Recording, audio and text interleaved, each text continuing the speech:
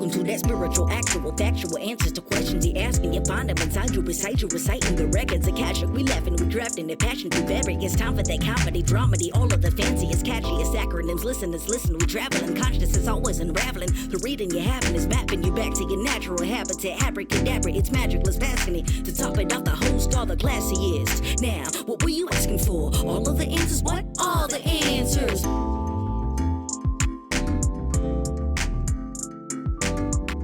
Well, hello. Hello. Hi. Today's tardiness on my part was because of things that are relevant to the podcast that I'd like to actually talk about. But Great. do you have stuff? I got nothing today. I was, sometimes thinking about, all right, what are we going to talk about today? Nothing. Fuck all. I don't know. I don't have anything pressing. I'm sure I'll come up with something later, but I have no need to introduce a topic. I have deep spiritual things. Great. Deep spiritual things. So let's jump right in. What's going on? Okay. One second.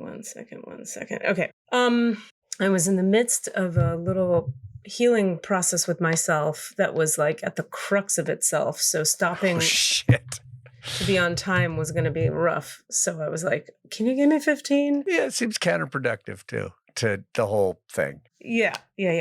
But what I want to say for the benefit of anyone who still listens to this, I'm like, do people still listen to this? First of all, I'm like, do we have listeners?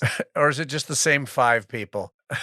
Yeah, like I haven't checked with Desmond in a while on our actual numbers. Like, are you aware of them? Are there any humans that do this anymore? I mean, I don't know that our downloads have diminished or anything, but we'll have to ask him. You don't know that they have? I don't know that they have, and I think he would have said something maybe if suddenly there was a significant drop off, but it might be. I'm typing this right now. Hey, Des, do we still have any listeners? What do our numbers look like? Can you send most recent numbers? Okay, anyway, all of that comes from I am quite aware. I'm going to go kind of into deep teachings here. I'm just going to be a teacher for a minute. I'm going to shift into channeling a bit. This may take a while, so you may tune in and tune out, Cass, but jump right in, babe. Let's do it. This is here for the saying. So on people's path of spiritual healing and integration and personal growth and emotional wellness, everyone has their own order of events in which things naturally flow, occur, and unfold, right?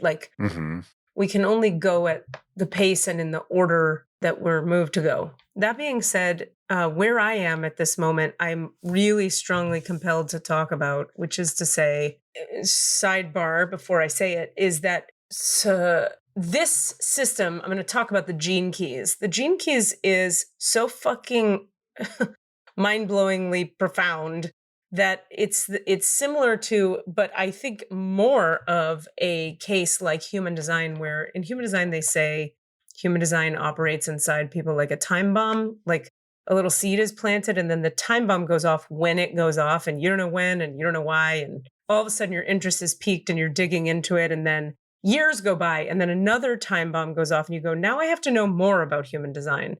And then years go by and then you're like, now I have to know more, or minutes or hours, whatever your whole karmic path is taking you to in terms of your timing.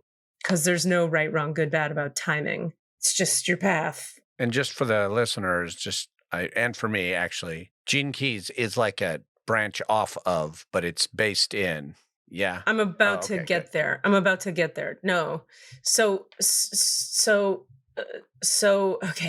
in the same way that human design goes off in your system like a time bomb on its own timeline, which has everything to do with karma and the emotional, spiritual, psychic development your system is ready for when it's ready for it and not ready for when it's not ready for, all according to divine timing. And if you're to take on the idea of passenger consciousness, which is taught in many systems, but that's the language for it in human design, they teach the idea of decision watching as opposed to decision making. We often all feel pressured, like, how do I make these decisions? What decision should I make?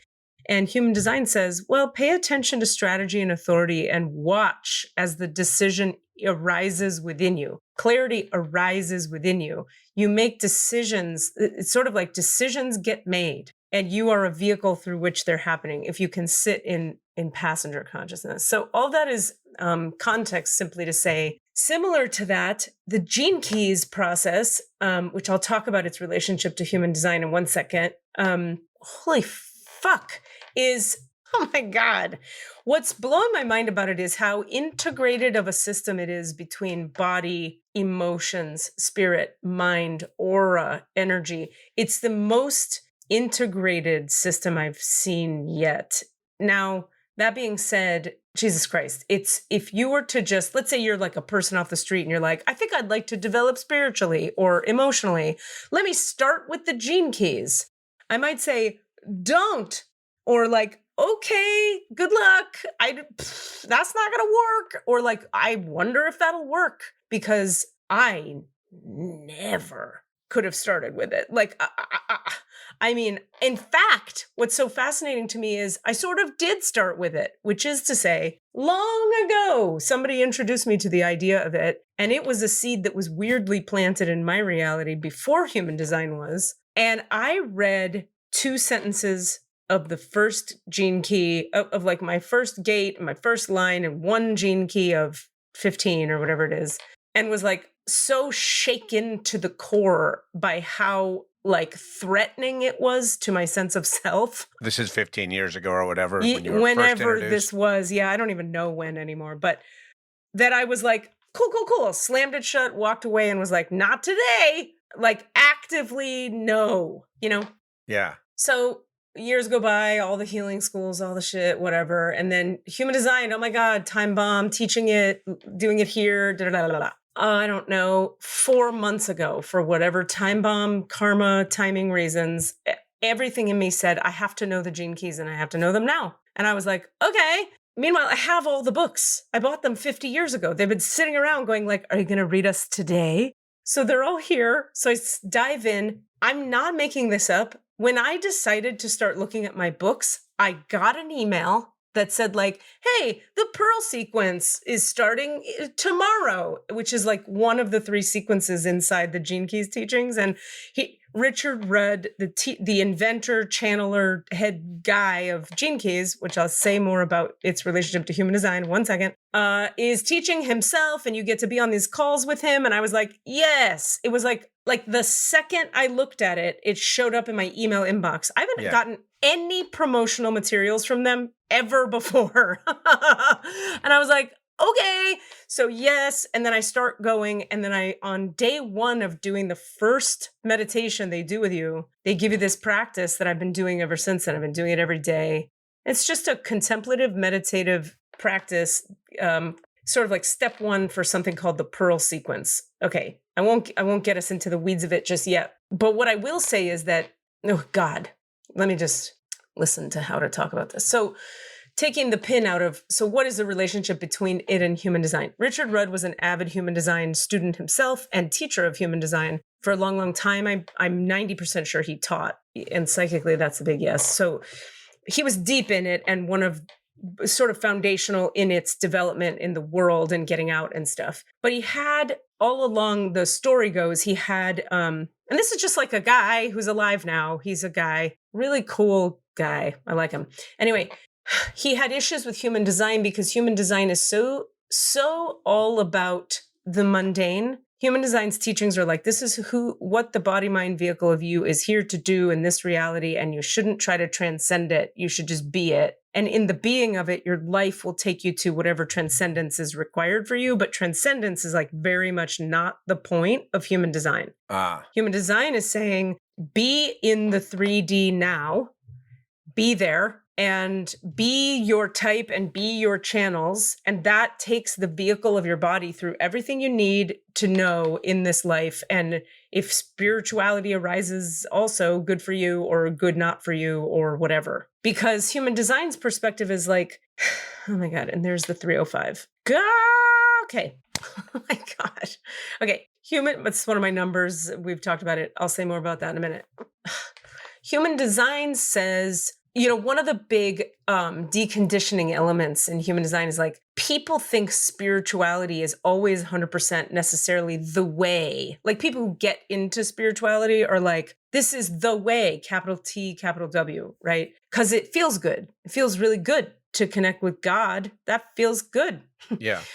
But if what you're looking for is fulfillment as a generator or success as a projector or whatever, like theoretically, if you want to live into the purpose of your life, your physical life that you embodied into, human design would say, like, don't worry so much about trying to transcend beyond this body. Those are the old spiritual teachings from like the old systems of conscious teachings from the Tibetans and the Buddhists and the whole past way of doing spirituality. Human design says we've evolved as a collective to where it's now about including the vehicle, the body, in awakening.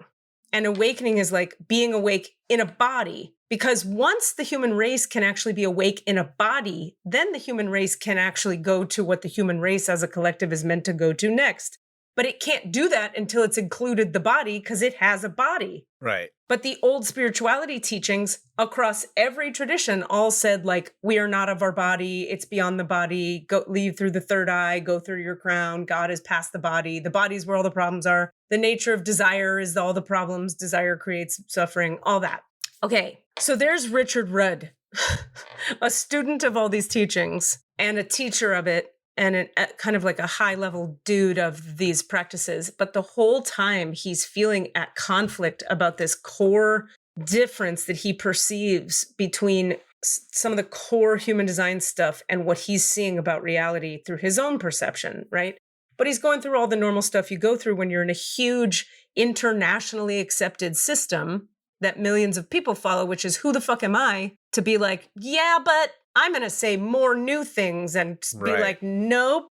So he goes through his own process with it and has years of processing and whatever. He also is a deeply spiritual guy, and he's channeling his own information and getting his own insights. And so what he comes to in his own process is that in terms of the human design information that is relevant, it's essentially the incarnation cross and the profile, which I've spoken briefly about here on the podcast, that I have said in the past. Some people believe, I always say it like that because I don't want to get into the whole story, except today we're getting into the whole story. Right. Some people believe that all that matters is the incarnation cross and the profile. I was alluding to this Richard Rudd thing, which I now have more intel on and more insight about. So I feel like I can talk about it now.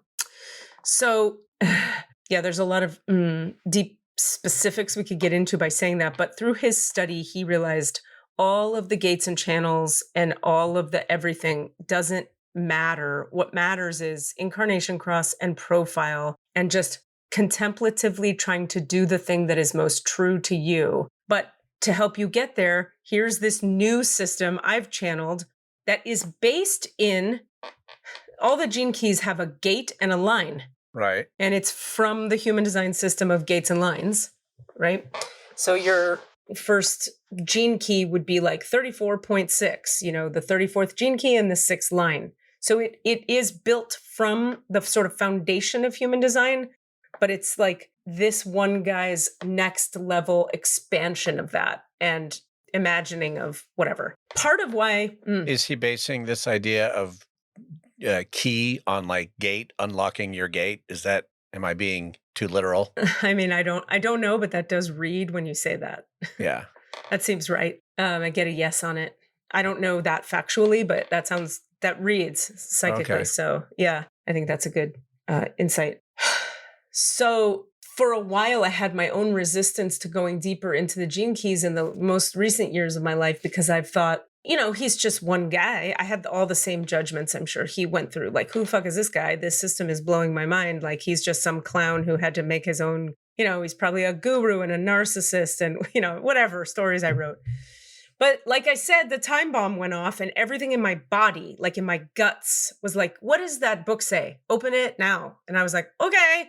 So I just got into it. All right. So then I get into...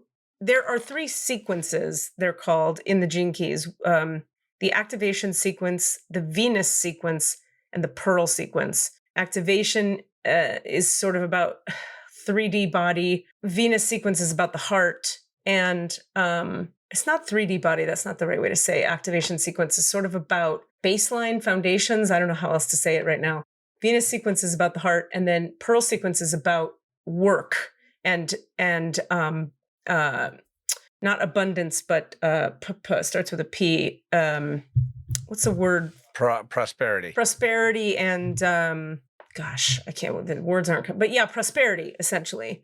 So he talks about how you can enter the gene keys through any of the three, even though the Pearl sequence is supposed to be the last one. He's like, the more we've all studied this thing that happened, it happened to come through my body, but I'm learning it as it's coming through, and I'm always learning from it. He goes, it's what's the word? Multidimensional and cyclical and every up and downy direction. So you can enter it anywhere, and all of it starts to holographically function. So if you activate your Pearl sequence, it's going to work on you on the Venus level and on the activation level, even if you're going, quote, quote, out of order, if that makes any sense. Okay. So I entered on the third one because it's the one that pulled me in. I'm always interested in right work, like spirituality as connected to work. Because I have this left angle cross of industry. So I'm like a person that likes to work, industry, be industrious, go, do. Okay. And that's correct for my design.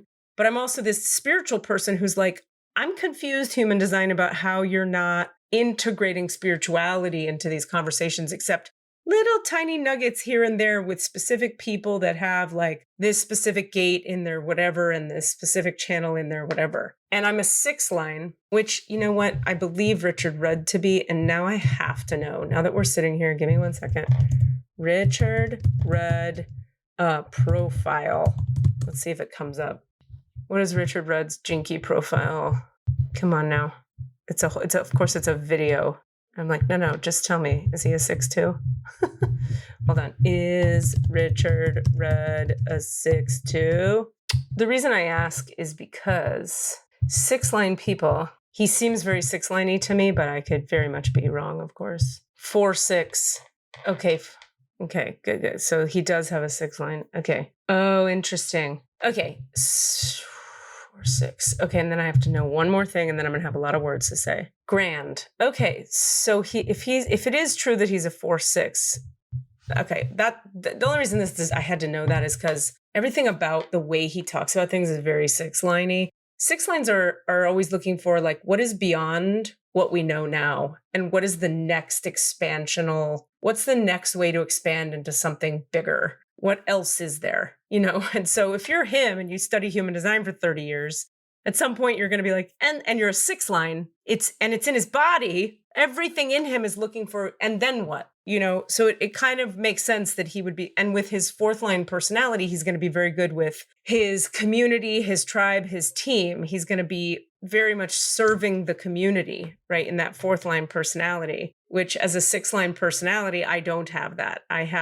I'm like the uber 6'2s are just like on the hill, being a weirdo, and God willing, being a role model of being ourselves, just in the like, if it's working, we're being ourselves and it's somehow role model-y, and maybe the community's aware of it, maybe not, because we're fucking weird. But 4-6 would be someone whose whole personality is all geared towards helping the community so that when he needs them, they help him. So that's 4th lines are like community, everything community. And 6 lines are like weirdo eccentrics who see beyond. So if you have those two together, you have a Richard Rudd. Got it. Okay, so what I'm trying to get to here is what's blowing my mind about it, just for the sake of any listeners that might benefit from thinking about getting into it or not or whatever, is the contemplative meditative practice at the heart of it. There's this, I won't get into the mechanics of it, but is treating my physical nervous system, spine, body, heart. It's so physical what it's treating, but spiritual at the same time. It's like physio-spiritual. It's terrippy. And I think that part of that is because for me, as I've talked on here many times about, I had to go spirit, emotions, body. That's been the order of my learning journey, is like, because I was too traumatized, frankly, to go the other way. Most people really go the other way, or they go body, emotions, body, emotions, body, emotions, body, emotions, spirit. Right. Or they go body, body, body, body, emotions, spirit, or they go body, spirit. But I had to go the other way because the amount of trauma I was carrying. And it's also oftentimes, I learned this later, healers often, and not as opposed to therapists, often have this order of events, spirit, emotions, body, because if you're going to become a healer involving conscious energy and divine light, you're usually becoming one because you need spirit so bad that it has to come first for your system to be safe to go near the physical. Because what happened on the physical was so fucked. That's what you need. Okay. Right. The trauma happened in a physical way most of the time. And so it's way too threatening and too destabilizing to go physical first. Gotcha. For someone with certain kinds of trauma. Okay. So I have been saying, when I started working with Lisa Koenig, who I talk about here, and she and I now have the 2-person sessions, and you've been to one and Rami's been to them. I was like, oh, it's like been very clear in the last bunch of months for me that everything is the body now, the body. For me I'm just one lady, right, on this journey. So of course I'm open to the Gene Kees now, because the Gene Kees was always going to hit me. Like when it's working on my heart, it's working on the nerves in my heart. As well as the spiritual heart and the emotional heart. But because I've dug these pathways through spirit and emotion into now we can do physical heart. Anyway, so it all is like very magically, perfectly lining up. And I'm doing it when I'm 47, which is 3 years before 50. And 50 is when I come off the roof as a 6'2".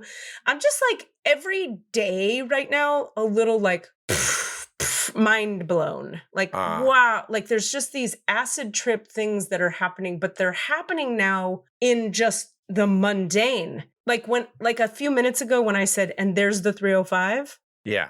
So on my GarageBand, which is recording this, it numbers track by, it's every, I want to say paragraph, but whatever the audio equivalent to, like every inch on the track that's being recorded is labeled with a number. And I haven't been looking at that at all. And then as I was saying, whatever the fuck I was saying, I happened to look, and the number right there was 305, which I've talked on here before, there's 2 numbers that show up all the time for me, the 218 and the 305. And the 305 is always a reflection of, like 305 is Miami, it's my childhood, it's everything I've been healing from. And I just get it all the time now. I'm still in the deep inquiry of what the fuck the like nuances of that are about, which I would like to say more about in a minute. But anyway, so like stuff like that, just a lot. The mundane it's starting to happen more and more where it's like, I had a friend who used to say, we were both like deeply into the spiritual. She said, I trust God innately, inherently, flawlessly, committedly, but I don't trust life at all. And I felt the same. I was like, oh, that nailed how I feel. I fully trust the big cosmic forces and the divine light and the conscious unfolding. But if you ask me, like, does life have my back? I would have said, fuck no. Life is an asshole that you have to like heal from. Yeah.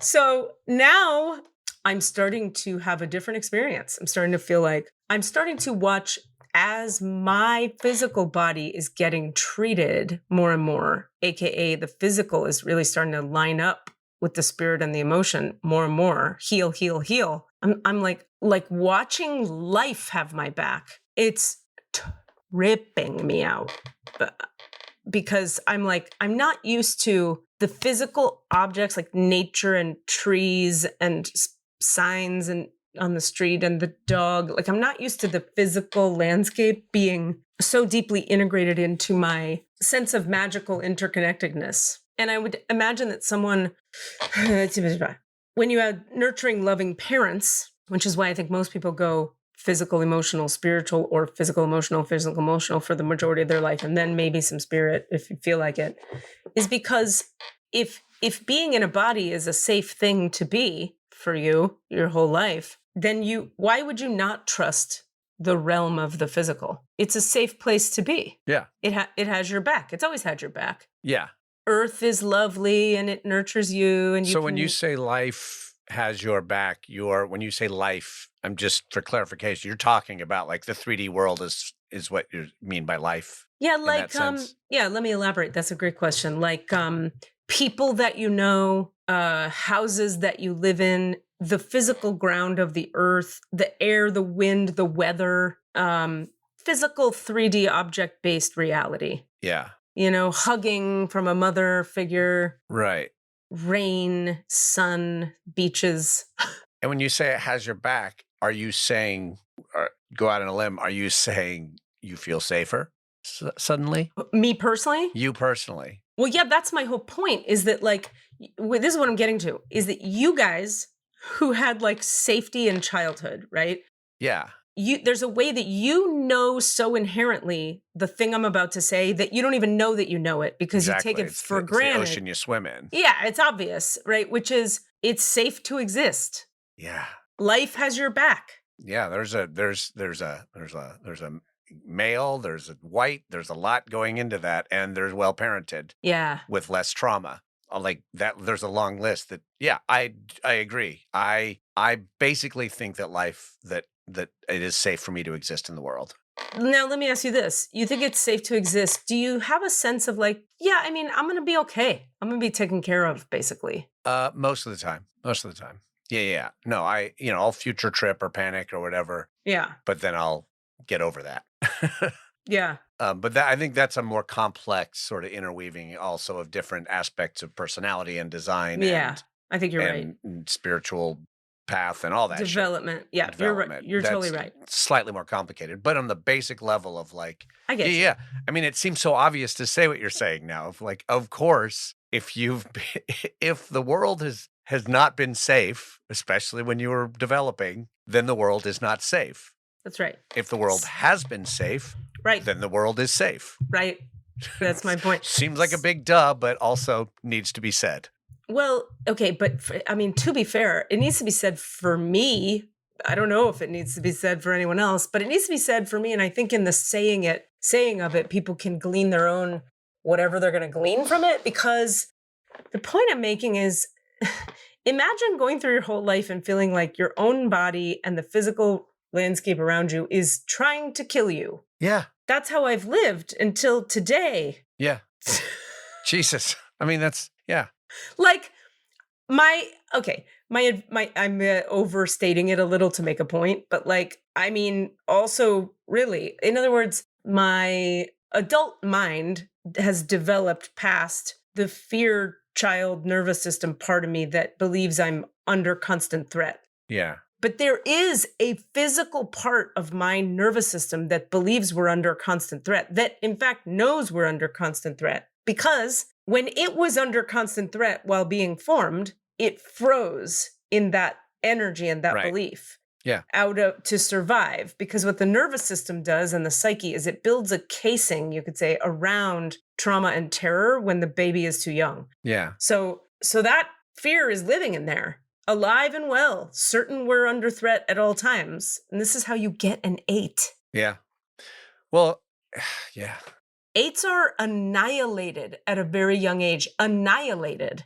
So much so that there's so much casing around a central trauma that you live life on the offensive because you're like, who else is trying to annihilate me? What's occurring to me is the sort of, there's levels of this that are individual. There's levels of this that are cultural. Like all the things that are spinning through my head are like, yeah, like Black people in America in general, like women existing in certain spaces, but those are more cultural and generalized, also have this effect. Yeah. But then on the individual level, even within those groups or within, I could have a similar thing, but it would be different because it'd be individual based on my individual traumas. But then there are cultural traumas that also create that same, or maybe not the same, maybe a different, but a variation of this story. I don't know what to do with that, but it just is an interesting variation on what it. You're saying, it's simple. It's the same exact thing. It's just mine was caused by a human man raped a baby.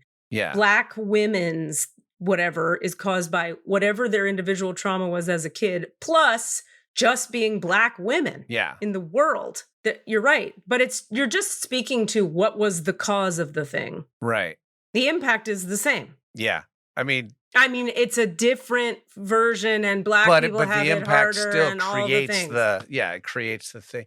When I say the impact is the same, I'm not talking about white people have the same hardship that black Nope. people have. This is not a race conversation. But if we're bringing race in, I would say the trauma of being a black or brown person in a white world, which is what we fucking still weirdly live in, is so real that it creates similar nervous system. I'm describing aspects of what trauma held in the nervous system is like. Yeah. So yeah. Yeah, on that level. I don't think there's a...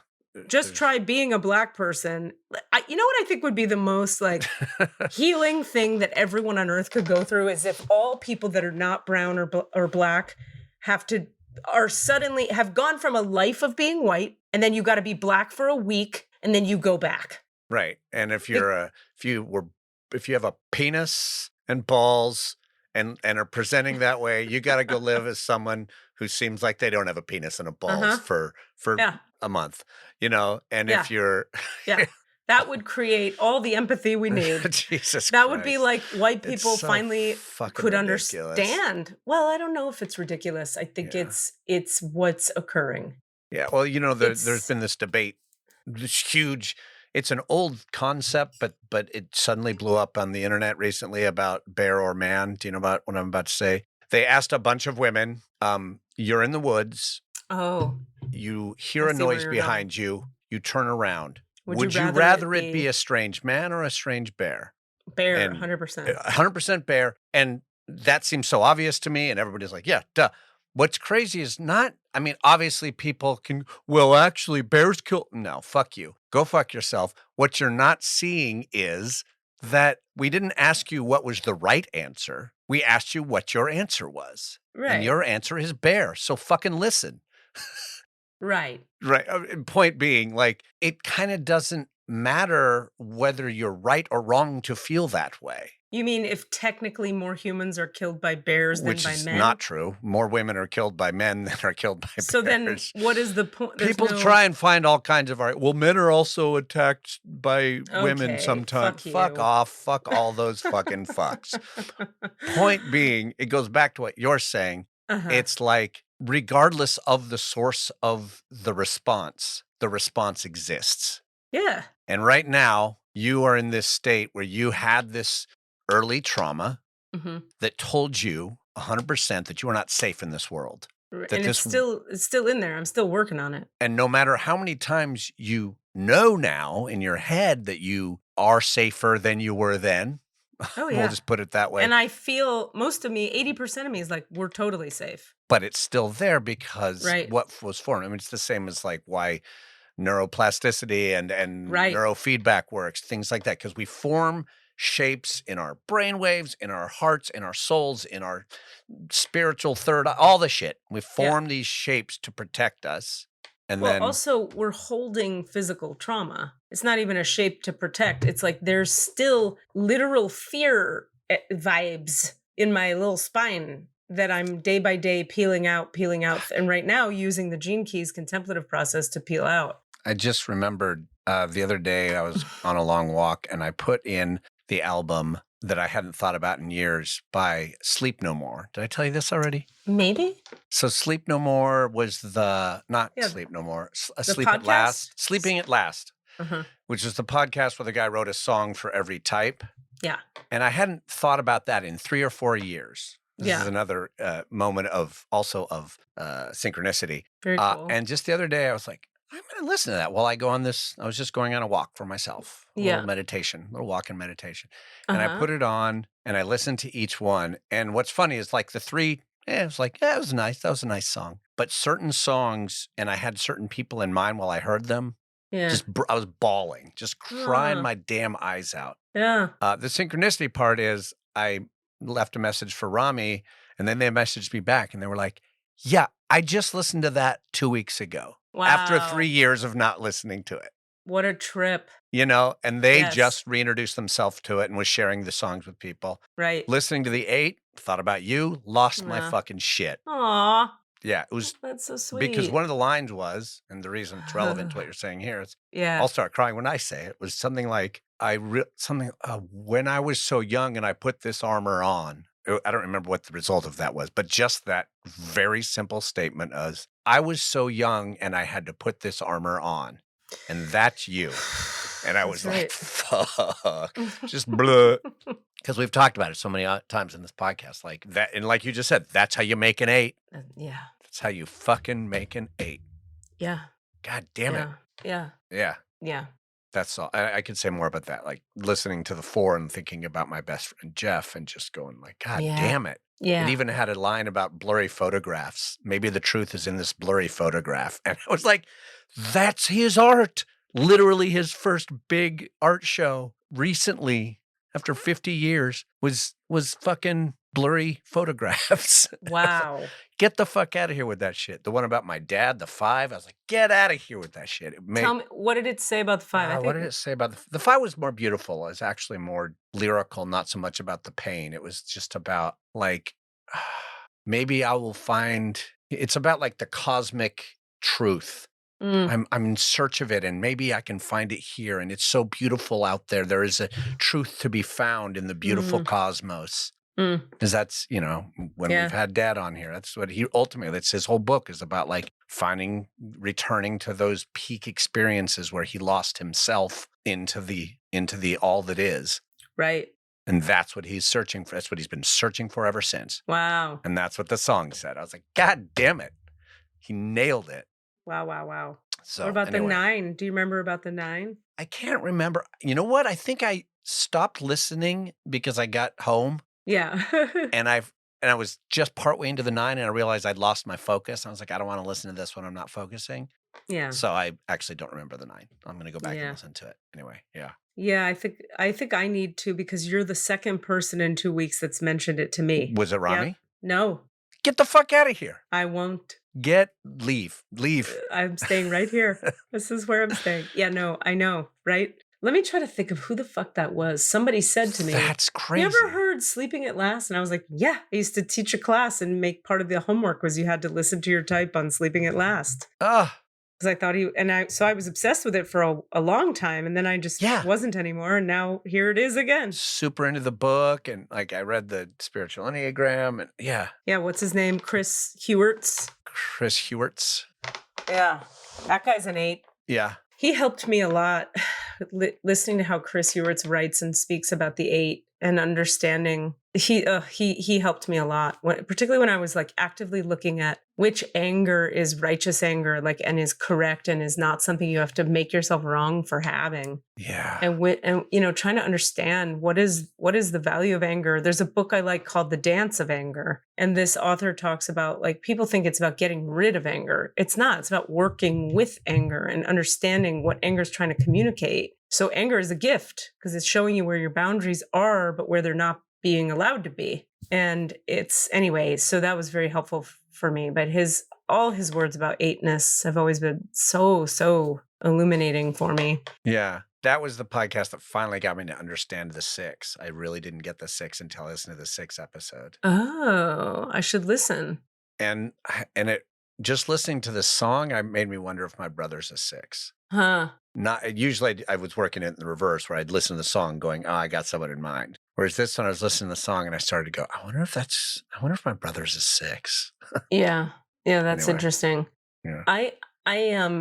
Yeah. There's a lot to say there. I always find that there's the site that I started to teach from that breaks a lot of details and specifics of each type down really clearly that we should link here. I'll send it to you or Desmond or both of you so we can put it in the show notes, because Okay. I found that this particular, each number gets a full page of, in fact, here, let me pull it up because I want to say the words that I'm talking about. There are some specifics about each type that when broken down in the way that this particular site or page or person does, I find it, most people really finally figure out their type once they go through it just hones it down to a more graspable space. It has, here, I'll show you 1 second. There's a few words that I think would be useful for us to hear. Let me just open this and get to it. Go ahead. I was going to say, tell us the name of the website and I can say it at least. Yeah, I'm trying to I want to open the right. No, that's not it. We had an episode called There Will Be Peens. Oh, we did. No question. Just remembered that. Here we go. EnneagramUserGuide.com. Huh. Never heard of that one. That's great. I know. So EnneagramUserGuide.com. That seems very easy to. And now, here's what matters, though. When you get to it, you want to go to... There's a specific place inside of that. It's like EnneagramUserGuide.com/Enneagram-guide/Enneagram-type-4. Like it's a segment inside of that has this one page for each type. And I'll give you the words I mean, and this will make more sense. This is just like one little section of one little site that says it gives you the fixation and the trap. It gives you the holy idea. It gives you the passion, and it gives you the virtue. And I find that if people are like, I had a client the other day who was like really struggling between am I a 6 or am I a 9? And I was like, let's look at your fixation, trap, holy idea, passion, and virtue, and you tell me. So let's do the 4. I'll read some of these from the 4. It's not a lot of information, just to make this point. The fixation of the 4 is melancholy, and it comes from a dissatisfaction with what is and a longing for what once was or could have been. The trap is authenticity. It comes from finding a sense of self and significance that expresses your unique gifts and individuality. But then watch this. They give one sentence that puts those two together. The fixation of melancholy points to the mental preoccupation of the type 4 ego. The trap of authenticity keeps an individual stuck in the fixation of melancholy. So the trap of every type keeps you stuck in your fixation. Gotcha. Okay. Then we go to the holy idea. So the holy idea of the type 4 is holy originality. Are you with me still on this? Yes, I had to find it. It's like 2/3 of the way down the page for the 4, this section you're talking about. Mm-hmm. It's 2/3 of the way down the page for all of them. Yeah. Holy originality is the holy idea of the 4, involves accepting the common and ordinary in life instead of disdaining it in favor of the unique and special. The fixation of melancholy and the trap of authenticity keep an individual stuck in the type 4 fixation. The way out of that fixation is through holy originality. And what is holy originality? Accepting the common and the ordinary rather than disdaining it. But isn't that cool how it shows you like each piece and how they stick you in each other piece?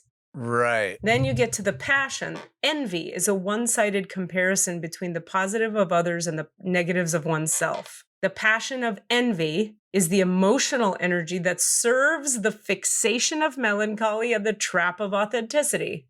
Wow. Lastly, we have the virtue, and this is the key to all of it. The type 4 virtue, equanimity.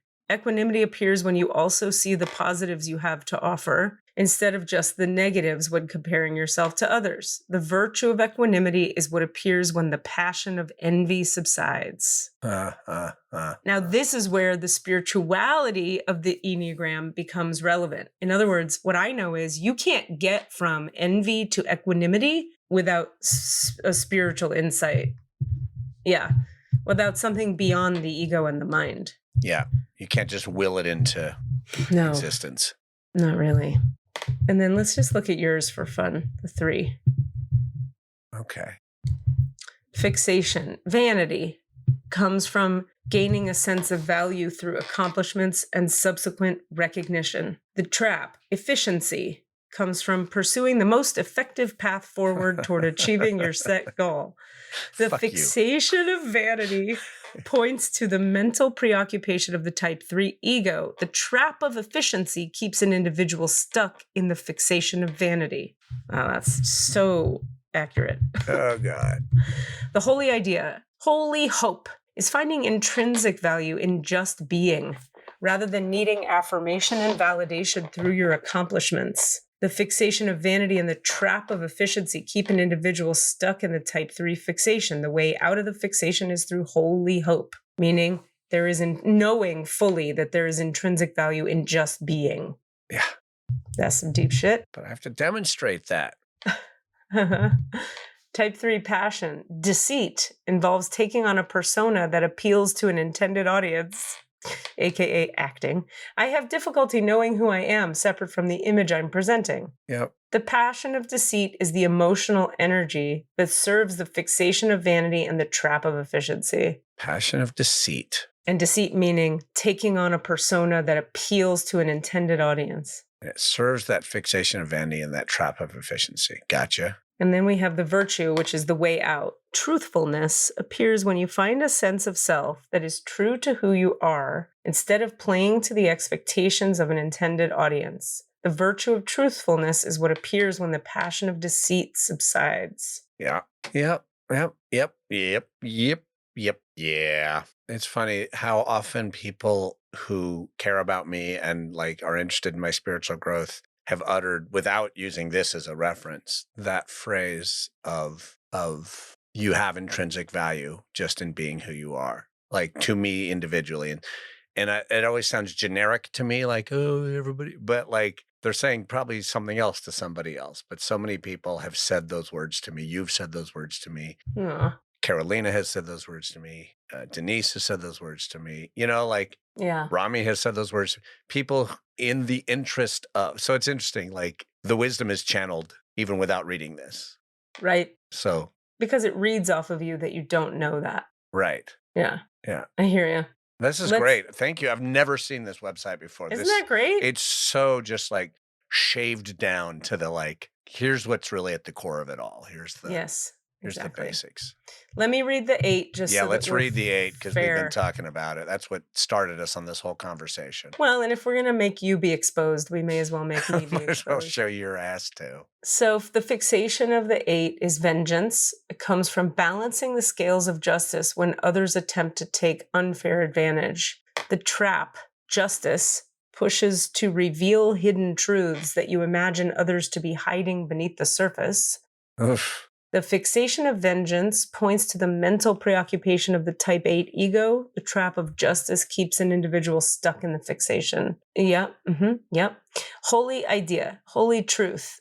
Holy truth is knowing that each person has their own truth to live by, and often it won't be the same truth that seems so obvious to you. The fixation of vengeance and the trap of justice keep an individual stuck in the type 8 fixation. The way out of that fixation is through holy truth, which, by the way, is one of the great, great teachings that Eric, my boyfriend, offers me. He lives in that energy where he just knows that each person has their own truth to live by and he has no judgment. I'm always being like, can you believe this bitch and this shit she fucking said and what the fuck? And he's like, well, I mean, if you think about it from her perspective. And I'm like, no!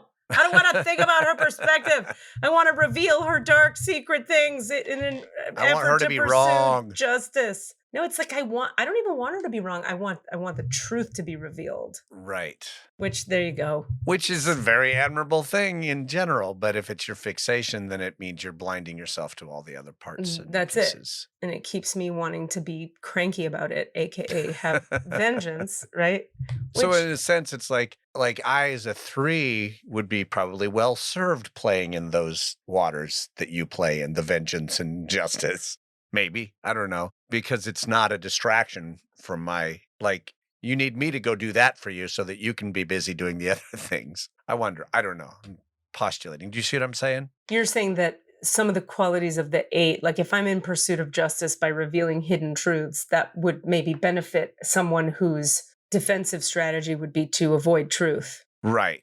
So, yes, and that is actually not what I was saying, but that's actually the other side of it. It's like it doesn't serve you, but it might serve the world for you to do that. But what I was saying is maybe some of the others of us need to take that burden from you, because it's like it would be, I'm using judgy words, but it would be better or be okay for me to go ahead and fuck around with vengeance and justice. I don't know about that. Because it wouldn't be a sort of a distraction from my own holy idea to do so. Oh, I see. Because your holy idea is what again? Is is no, not. It's also truth. Being honest. What was it? I have to look at it again, but not lying. Maybe it was honesty or authenticity. No, hold on. Now I have to look again. Shit. It's okay. We have time. There's no rush. You're valuable just as you are. Okay. It's holy hope. Finding intrinsic value in just being rather than needing affirmation or validation through your efficiency and or vanity. No, I meant the virtue.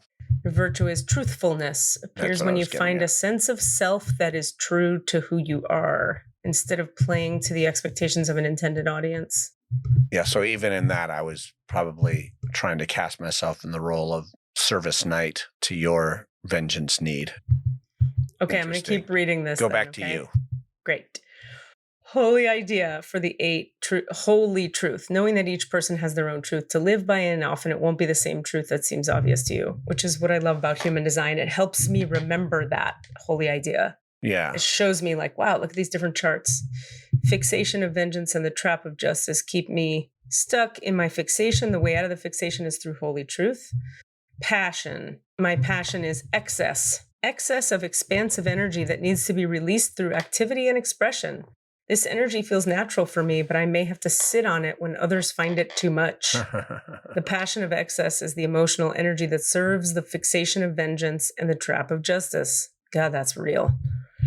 The virtue is innocence. It appears when you allow yourself to experience tenderness and vulnerability instead of habitually pushing out against the world. The virtue of innocence is what appears when the passion of excess subsides. That's real. I love all this. I love that, like, I'm not mad at these things anymore. I'm like, yeah, that's how I learned to grow. I looked at this and I went, wow, I am caught in all of that. And then I went, I don't want to be. I want the passion of excess to subside. And, you know, it's funny, we're looking at this today because I was looking at this yesterday. I was talking to Eric about some fucking whatever I was feeling like venting about. Chris Hewarts talks about the 8 often has a need to vent. Right. That they're not attached to. We're not like, if I go like, fucking Chrissy said this thing and God damn it, and then I felt like this. I'm not saying, therefore Chrissy is bad and shouldn't have said it and fuck Chrissy till she's dead. And you have to hate Chrissy because I told you that. None of that. It's more like I need to get this excess energy out of me. Yeah. Because I'm holding it right now. But when his response is often, it's like I watch him energetically just there's no part of him that hooks in with me. Uh-huh. He doesn't hook in. He's like, huh. And I'll be like, no, I need you to say, oh, how so annoying. And he'll be like, but it doesn't seem annoying to me. And I'm like, oh, you son of a bitch. Then I have to sit with myself and go, if I had the perspective that everybody's on their path and every moment of every person's life is them doing the very best they can, which is my holy idea. Yeah. Then I would have no reaction to it either. It's pretty good. He's pretty good to have him around. Yeah. Because he kind of is your holy idea. That's right. And he's a different type. Oh yeah, okay. So he's fun because he and I both keep going back and forth about whether he's a 5 or a 9. And yeah, he exhibits a lot of qualities of both. For me personally, I still come back to he's a very 5-y 9. I think he's a 9, but he thinks he's a 95. Yeah, so I can see either one of those. I don't know him internally well enough, but just his energy reminds me actually of my dad. He is similar to my father. Oh, really? Yeah. Because to me, it's like the what do you call it? Well, now I got to pull it up. Hold on. I just want to look at this one thing about the 9 on this page, and then we'll stop talking about this. And it's 218. It's 218. It's my number. It is. Indolence, seeker of harmony, holy love. Don't neglect yourself or negate yourself for the sake of others, but discover your own path. I mean, that holy idea, he needs that reminder all the time. Yep. That's a 9. And that's the holy idea of the 9. Yeah. Yeah. And Rami too. And he gets caught in his laziness and his indolence and he becomes a seeker. Action is a great virtue for him and he always has to be reminded of it. And he's gotten better and better at reminding himself, okay, I don't want to, but take action. It's just, he's a fucking 9. I think he's a 9 that likes to do research. This is great. So he thinks he's a 5. I think it's also like the attributes of the 5 are from his family conditioning more appealing. So he's in more judgment of the 9, so he doesn't want to be a 9. Yeah. That's my guess. Yeah. We should return to, if we want to our where we veered off, which was you talking about Gene Key and you feeling safe in seeing that the world is taking care of you. That's how this all started. But I really have to pee. So Okay, bye. hold that thought I'll be here for 30 seconds. I want you to take as much time as you need to urinate. Your time is more valuable than my needs. And he got it. Awakening.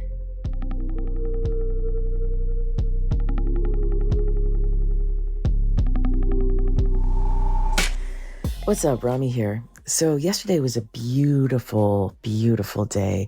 We're currently in previews. That means we rehearse during the day and we perform at night here in Malvern, Pennsylvania. And so between rehearsal and performance yesterday on that lovely day, me and 3 friends, they were 2 actors from the show and the lighting designer. The 4 of us went out and we harvested dandelions. We didn't bother with the roots because I didn't have the tools to process the roots. But we got leaves and flowers. There had been so many dandelions in this field. Unfortunately, a lot of them had gone to seed. We still got a fair amount, but if we had harvested a week or 2 earlier, we'd have gotten so many more. Anyway, we're walking in this field and there's this area that was just full of buttercups. And I was like, well, how do buttercups taste? And so I popped one in my mouth. It was delicious. They're like sweet. And then after you finish eating them, they're spicy. And I gave one to my fellow actor and she loved it. I had another one. I gave them to the other 2, actor and lighting designer. They liked them. I had about 5 of them. But then like our tongues were burning. Anyway, we got back to the housing and I sauteed the dandelion greens with raisins and pine nuts because the greens are kind of bitter, so the raisins help with that. And then tossed it in like a balsamic and olive oil and a little bit of Dijon vinaigrette.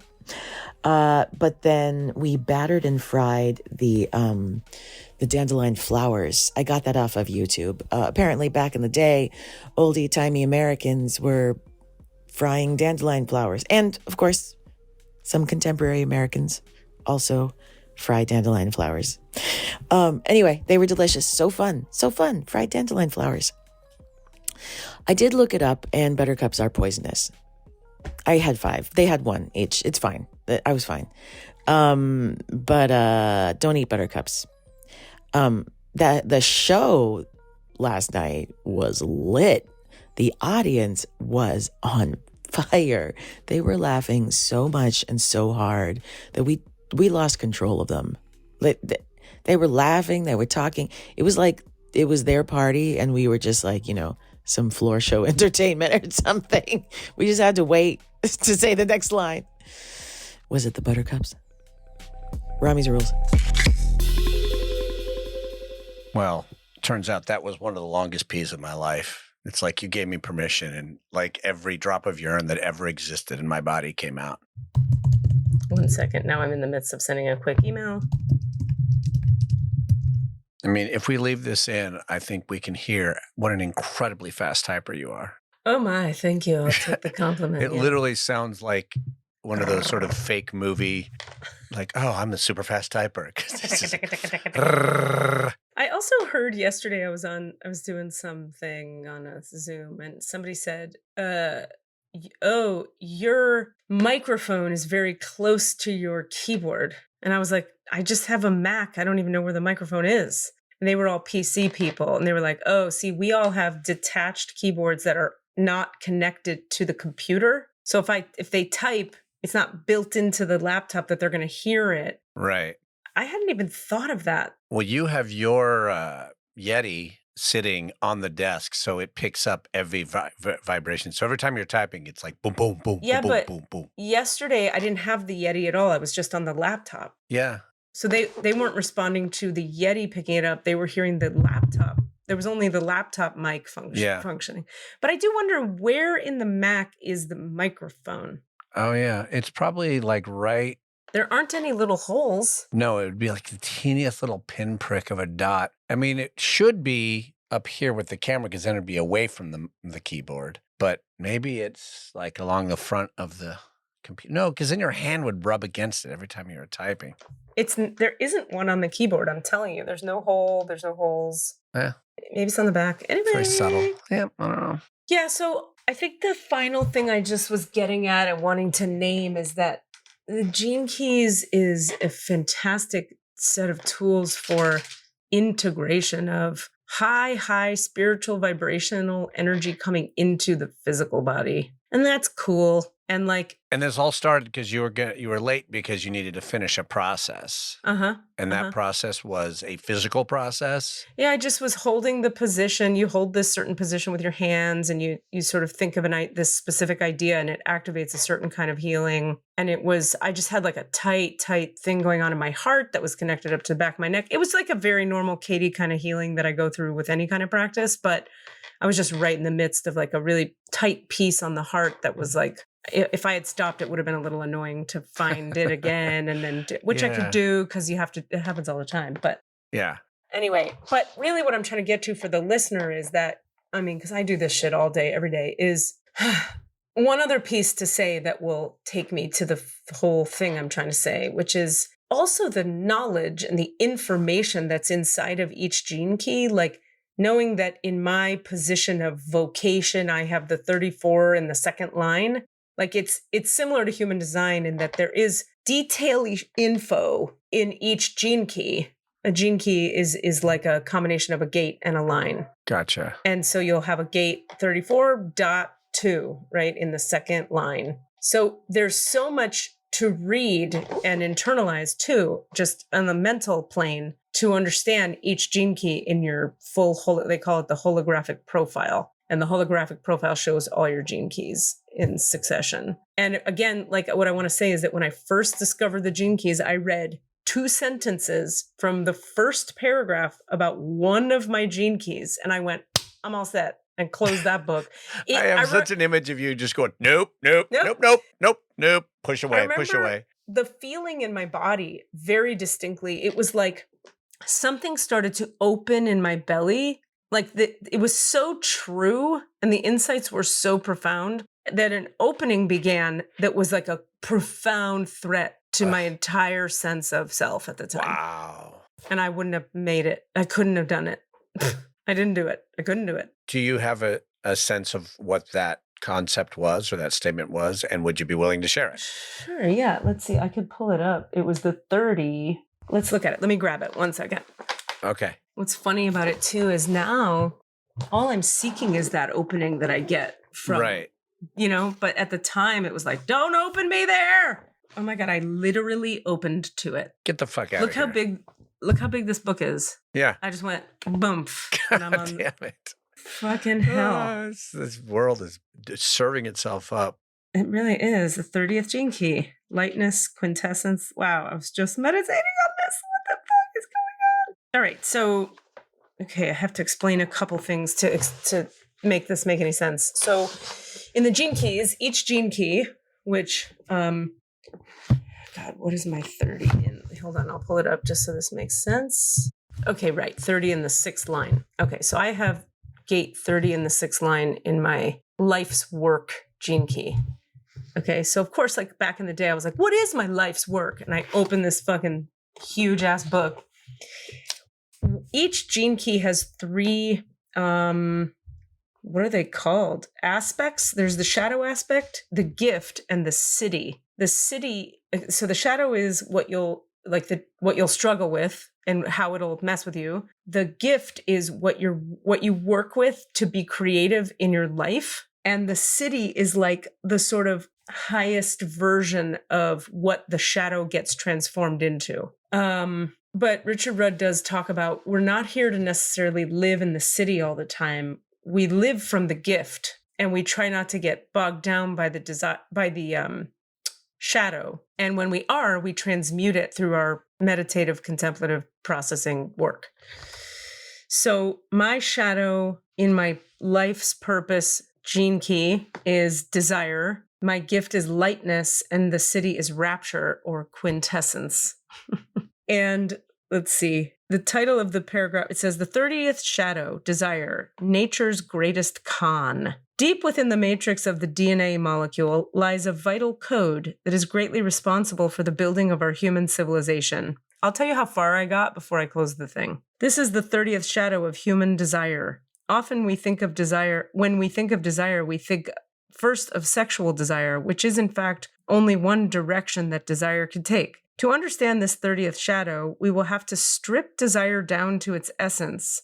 And this means detaching the force of desire from its projection into the world.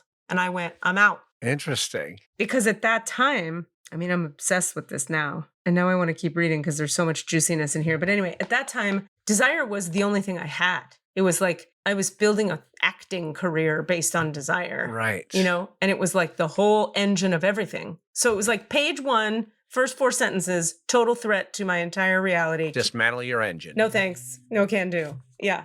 Wow. And now I'm like, cool, let's fucking liberate ourselves from desire. Yeah, because how that lands on me is very just kind of mental and like, oh, okay, that's a good baseline start for an idea. Let's explore that. Like, there's no threat in that to my... As a pure phenomenon, desire is simply genetic hunger. It does have a deep connection to our physical need to eat, but desire alone is not responsible for our individual survival. This aspect of our genetics does not influence individuality at all. If anything, desire is far more likely to get us killed than protect us. However, desire does serve a far wider purpose when viewed at a collective genetic level. The real purpose of desire is to get human beings to make mistakes so that we can evolve. What? Let us clarify this statement. Desire does not serve the individual, but it does teach us something valuable at a collective level. The real hunger coming from this 30th shadow is the hunger for experience itself. In order for human beings to master their environment, they have to taste all aspects of it, which means that they also have to explore the darker side of experience as well as the lighter, which is literally what I've been doing my whole life. The fact that individuals or even large populations are killed in the process is of no consequence to the awareness operating through the whole human gene pool. Humans are expendable to the collective. Even whole races are expendable. But humanity itself is not expendable. We are programmed through the 30th Gene Key to learn and evolve through experience. So there's nothing we can avoid experiencing. So Katie had to move to Colorado, New York, Florida to come back. Experience, that's the 30th Gene Key. If there is anything that is still untried by humanity, then somewhere inside someone, the hunger of the 30th shadow will push them into trying it, no matter how outlandish or depraved it may be. So I was literally just like living straight up from the shadow only and in fact, when I saw lightness was the next step up, I was like, I am so far from being light anywhere. And I didn't believe in light because heaviness is what makes drama better. Yeah. And I was a drama person. Yeah, totally. I wasn't into being light. I was like, all of this is terrible. No. But I knew in my guts that it was exactly it was true. Well, I mean, what's funny is like I often say to people when I'm describing like our podcast or things and who don't know you. Yeah. And they'll be like, oh, so she's like super woo-woo. And I know the image that they're going to start to work with. And I go, well, it's actually, she's one of the few like super high woo-woo people that I trust because she's not airy-fairy, because she doesn't have a soft, breathy voice, because you are actually rather heavy. Right. We're talking about two different kinds of heavy, but I know what you mean. But still, like, just the concept of light, if you're looking at it from the point of view of what you were looking at it from 15 years ago. Yeah. Like we see it as like, get the fuck out of here with your light. Like, ugh. Yeah. And I have that same reaction. Like, I don't trust at its core, just light energy of lightness. I do. I don't know if this is, yeah. I do now. Fuck, you just reminded me of a huge shift in my body. You know how we've been talking about, I don't want to make it about me, but it just reminded me of something. Okay. Lightness. And then I do have to go, sadly. Okay, so we'll go in a sec. Lightness has been an issue for me as well, specifically light touch. Oh, I hear that. Like, it drives me batty for years. Yeah, same. For years. I've also been trying to get more embodied, right? Right. I want to feel Right. my body more. Right. Lightness used to make me panic. Huh. Light touch would make me tickle. I'm very ticklish, Uh-huh. so it's akin to that. Without going into too much graphic detail, I had a full-on breakthrough on light touch recently. Oh. I love it. And What happened? I forced myself to fucking deal. Yeah. To stop making, well, that's just me. I don't do that. Yeah. I don't like light touch. Yeah. But I had to really look at, like, what is it doing to me? It's making me go, ha, ha, ha, ha, ha. Okay, so that's armor. You're right. That panic Right. is because I'm armoring against that panic. Okay. So I didn't feel safe with light touch. It's a weird flip. And I mean, I don't know exactly what happened, but all I know is I had a huge breakthrough through just sort of and it was through will, but it was a will of embodiment, like for just saying, get in your body, feel feelings with your body. And in fact, here's one of them that usually makes you panic. And letting someone touch me softly. Someone touched you lightly, and then you stayed with the discomfort you felt about it, and it transformed into not discomfort. It transformed into absolute pleasure. Okay, see, that's everybody here at Cassidy also transforms energy. It's not just me, because that's him taking the lesson of stay with the uncomfortable thing until it becomes something else. Yep. Yeah, rock on. And you just reminded me of that, talking about discomfort with lightness. Rock on. I know it's a different word. It's just the same word used in different ways, but they're still the same. No, but I hear you. That's totally relevant. And it's funny thinking about it now, because all I want now is more and more. I just love the lightness now. But it doesn't mean that airy fairy thing that we think it means. Right. But I used to hate the idea of lightness, because all I had was my darkness motivating everything. So I was like, if I were light, I wouldn't be able to do what I'm doing. And I was so attached to doing what I was doing that wasn't okay. Yeah. So here we are. Here we fucking It's a whole new world. are. I fucking love you. Really good talk. I'm sorry to rush off. You gotta go. Have a fucking great rest of your fucking day. Keep doing your fucking work. Light, dark, heavy, soft, whatever. You too, bitch. Do your fucking work, bitch. Heavy, light, dark, work. Do your work, bitch. Bye, bye. Doing it work. What are you asking for? All of the answers? Say what? All of the answers? Yeah, all the answers. Hey guys, thanks for listening. We'd love to hear from you. Please email us with your questions so that we have questions to answer in the Akashic Records. Our email address is allanswerspod@gmail.com. That's allanswerspod@gmail.com. And if you'd like to find us on Facebook or Twitter, it's @allanswerspod, @allanswerspod. Thank you. Mixed and edited by Desmond McNeese for We Mixed It, LLC. Go to whatsoundsawesome.com.